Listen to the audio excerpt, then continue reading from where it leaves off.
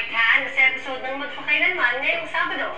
Pero in real life, a strong father figure daw siya. E ano kaya ang plan nila for Father's Day? Ichichika ni Lars Santiago. Pagkatapos ng lahat ng ginawa ko sa'yo, niloko mo pa ako! Magpapabaka ng luha si Mike Tan sa episode ng Lalaking Marupok sa Magpakailanman ngayong Sabado pagkatapos ng Pepito Manaloto. First time ko sa MPK na wala akong ginawa kundi umiyak. At ma-heartbroken, paiba-iba yung kaeksenang babae.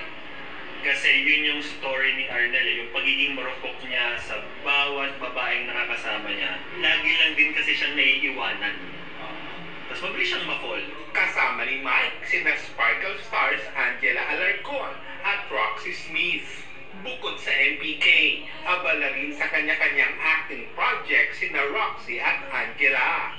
Si Roxy may ginagawang horror movie. It's my first thriller movie, so it's very exciting. And, ayun, very, very gory yung scenes. And dream ko po talaga na magkaroon ng mga gory scenes, yung mga challenging horror thriller genre.